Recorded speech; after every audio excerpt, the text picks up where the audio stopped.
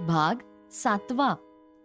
रात्रभर दोघेही उद्याच्या ओढीने इकडच्या कुशीवरून तिकडच्या कुशीवर करत विचार करत पहाटे कधीतरी झोपी गेले. सकाळी 9ला नचीच्या फोनमुळे मयूला जाग आली. उशीर झाला असेल म्हणूनच नचीचा फोन आला असं समजून मयू, सिरियसली सॉरी, तुम्ही तिथेच थांबा, मी 10 मिनिटात तिथे पोहोचते. म्हणजे तुम्ही पण तिथे पोहोचला नाहीयेत का अजून? नचीने विचारलं. तुम्ही पण म्हणजे? सॉरी, म्हणजे मी अजून झोपलेलोच होतो, मला आत्ता जाग आली. तुम्ही दोघेही तिकडे वाट बघत बसाल म्हणून कॉल केलाय, नची म्हणाला. ऍक्च्युली मी पण आता तुमच्या फोनमुळे उठले. ओके, मग आवरून भेटूया, मयू म्हणाली. अर्ध्या तासात भेटू, बाय. मयू मनातल्या मनात खुश होऊन आवरून बाहेर येते तर आदू मॅडम तर अजून झोपलेल्याच होत्या. मयू तिला उठवत बोलते, उठ ग आदिती, आधीच खूप उशीर झालाय, त्यात तू कधी आवरणार आहेस? मयूने विचारलं. बाई, काय संबंध आहे? काय संबंध म्हणजे? आणि तू ग आधी उठ मग बोल, मयू म्हणाली. यार, तुमची डेट आहे, मी का उठू? आधीच रात्रभर कोणता ड्रेस घालू आणि काय काय करायचंय हे विचारून तू माझ्या झोपेची तशी पण आई बहीण एक केलीये. आता मला झोपू दे ग प्लीज, आदू म्हणाली. ओके आदू, त्यात इतकं ओरडायचं काय? आता जातेस की येऊ दोघांना डिस्टर्ब करायला? आदू म्हणाली. हो जाते, पण कशी दिसते ते तरी सांग, मयूने विचारलं. मयू बाळा, हे प्रश्न ना नवऱ्यासाठी बाकी ठेव ग. ए चल, गेलीस खड्ड्यात, बाय. मयू बोलून निघून गेली. ओय मयू, ऐक, तुम्ही दोघे चिमणा चिमणी दिवसभर भरपूर रोमांस न ते काय ते सगळं करून घ्या. संध्याकाळी एकत्र डिनर घेताना मी तुमच्या दोघांच्या मध्येच बसणार आहे, आदू म्हणाली. हो का? संध्याकाळी कशाला? आत्ताच चल, येतेस का?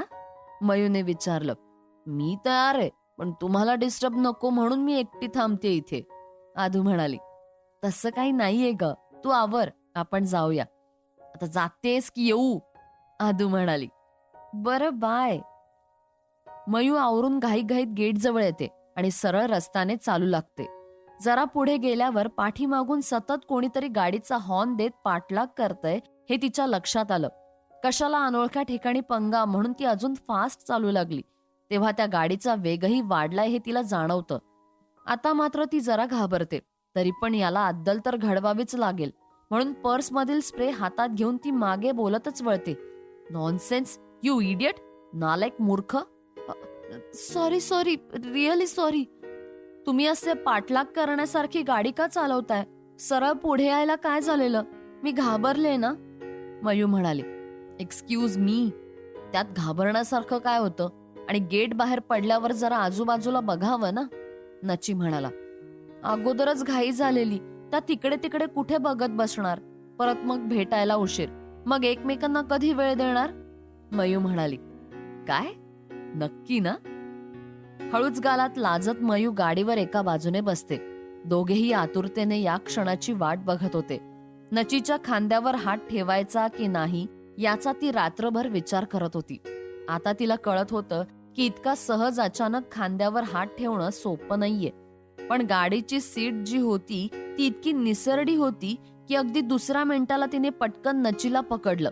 दोघेही शांत होते, कारण आपला नची बुलेटच घेऊन आलेला. थोडासा नाश्ता करून दोघेही छान निवांत जागा शोधत होते, कारण त्यांना खूप बोलायचं होतं. दिल्ली फिरायला काय आपण नंतरही येऊ शकतो, हे दोघांच्याही मनात चालू होतं. दिल्लीच्या बाहेर पडल्यावर त्यांना मस्त गावाकडे जसे डोंगर उतार असतात तसा एक परिसर लागतो. ते तिथेच थांबायचं ठरवतात. उशीर झालेला होता, पण दिल्ली त्यात जरा गावाकडचा भाग म्हटल्यावर अजूनच थंडी वाटत होती. ती तशीच डोंगरावर पुढे येते. नची चहा घेऊन येत असतो. मयू मनातल्या मनातच म्हणाली, काय बोलणार? मला तर त्यांच्या नजरेला नजर द्यायला सुद्धा लाज वाटतेय. तोंडातच शब्द विरघळतायत. इतका छान नवरा भेटलाय की मेनकाही वितळेल. मग मला काय झालंय? मयू म्हणाली. हा बोली रंग मयूवर किती छान दिसतोय.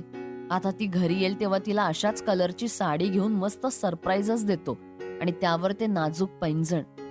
खरं तुला सांगू कसं, या पैंजणाच्या आवाजाची किती सवय झालीये मला, आणि आपल्या छोट्याशा घराला, नची मनात म्हणाला. तो चहा देतो. दोघेही मस्त झाडाला टेकून बसलेले असतात. कोणीच किती वेळ बोलत नाही. Silent lover. काल आणि आज सकाळी मी इकडे येईपर्यंत सेंटरवर फक्त तुमचाच विषय होता, मयू म्हणाली.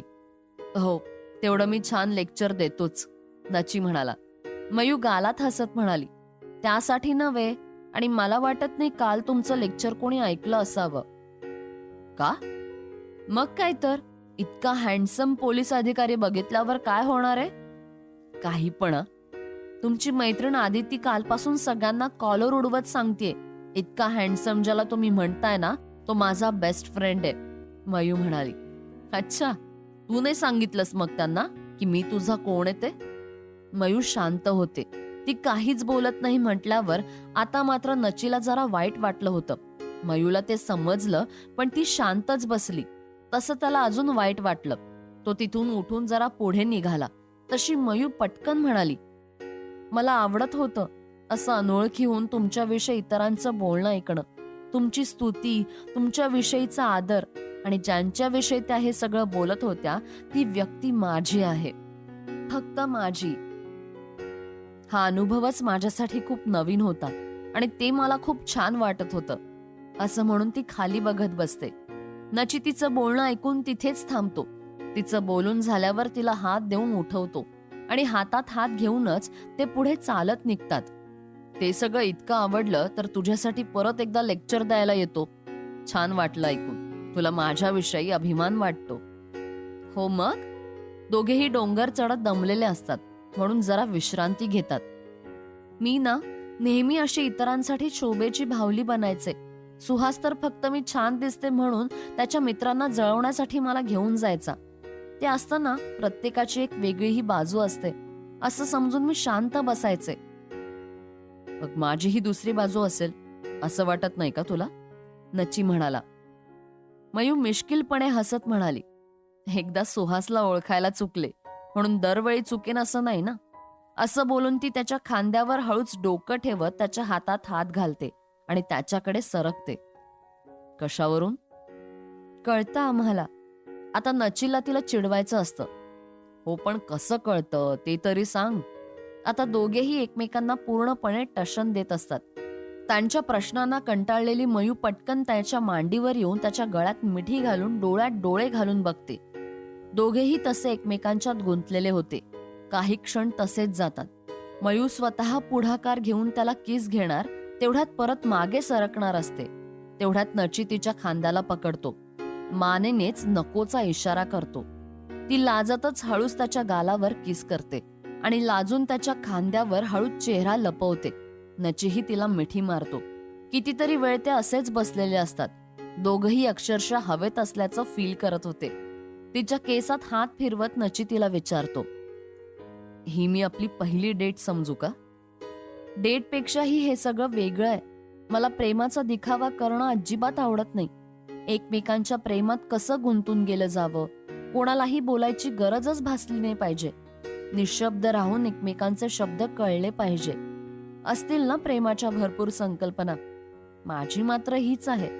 आवडतात मला मॉडर्न कपडे घालायला, तसं राहायला. साडी अजिबात नेसायला येत नाही.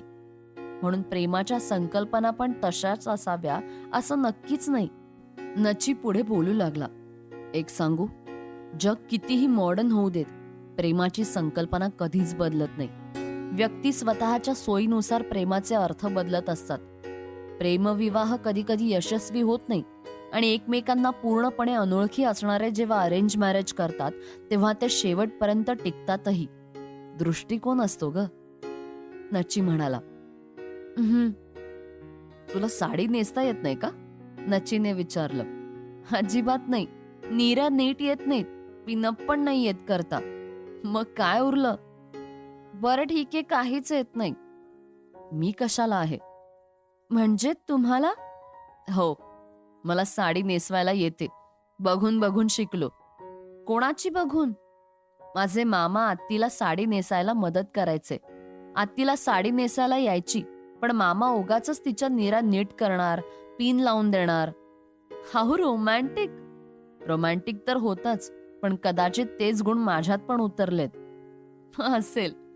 बरं, अजून किती वेळ आपण असंच बसणार आहोत? नचीने विचारलं. मयू ढिम्म न हलता विचारते, का? माझ्या पायांना खूप कळ लागले. दुखायचं उगाच नाटक करत तो म्हणाला. मयूच्या ते लक्षात येतं तशी ती पटकन उठते आणि तो पटकन तिला जवळ ओढतो.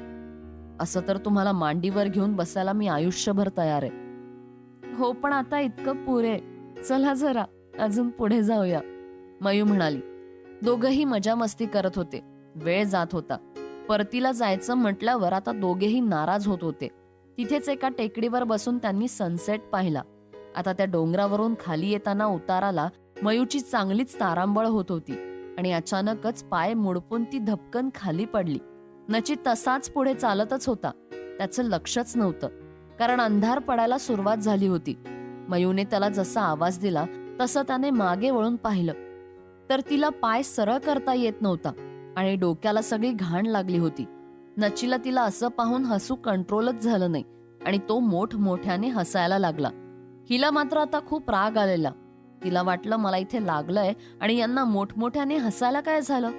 नची तिच्या जवळ येऊन तिचा पाय सरळ करतो, पण तिला आता चालणं शक्य नव्हतं.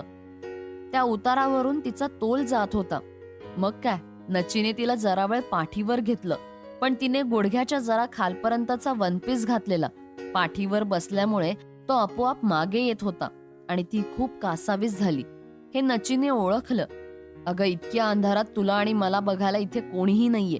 आणि राहिला माझा प्रश्न, तर तुझा ड्रेस गुडघ्यापर्यंत गेलाय हे मला कुठे आरशात दिसतंय का? सो बी कम्फर्टेबल, नची म्हणाला. असा सुंदर दिवस घालवून दोघेही परत निघाले होते. जेवायला पोहोचणार तिथे आदिती ऑलरेडी त्यांची वाट बघत होती. ते दोघेही तिच्याजवळ येऊन बसतात.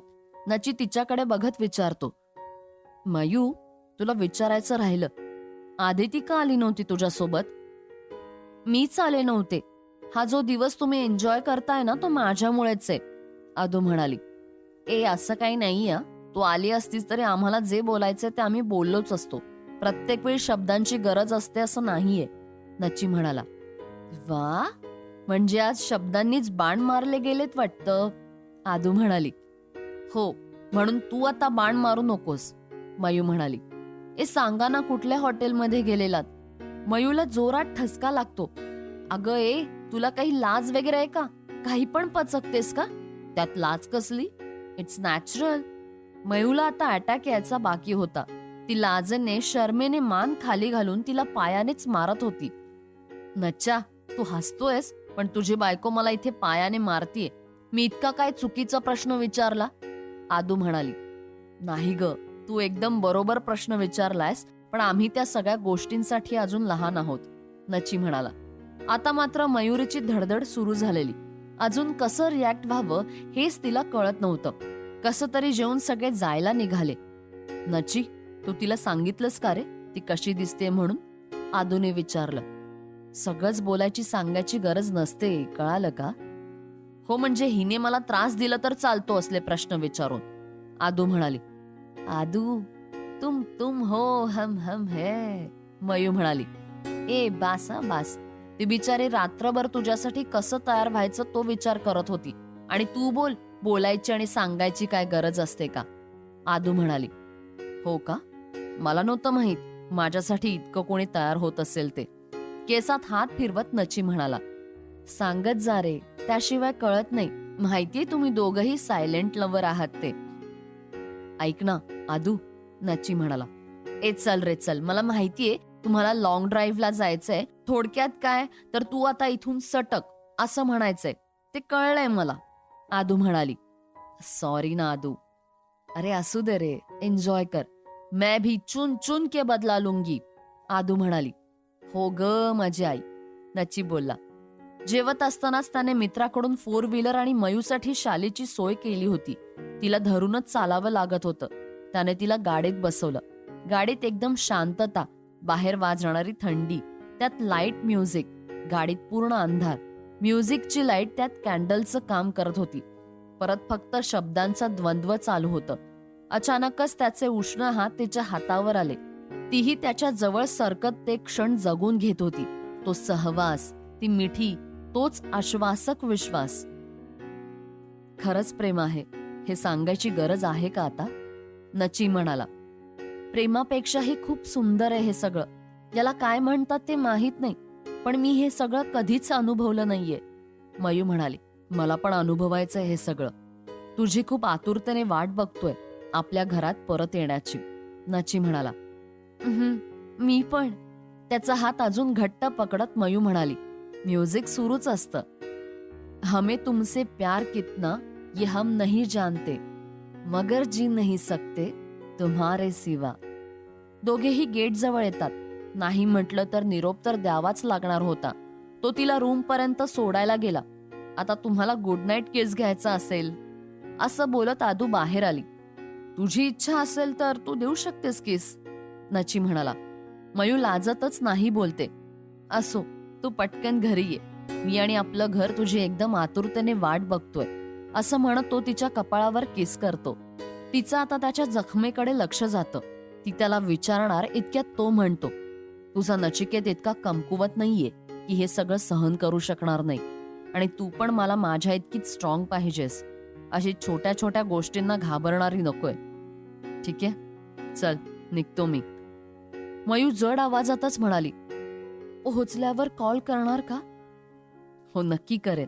आणि वाईट वाटून काय घेतेस? अजून 15 दिवस राहिलेत फक्त. मग आपण दोघेच आहोत ना, नची म्हणाला. नची पण आता जास्त न काही बोलता निघून जातो. त्याला माहित होतं अजून थांबलं की तिला अजून वाईट वाटणार. आज घालवलेले सुंदर क्षण आठवत एक जण झोपण्याचा प्रयत्न करत होती, तर एक जण विमानात बसून ती मुंबईला आल्यावर काय काय करता येईल याचं प्लॅनिंग करण्यात बिझी होतं.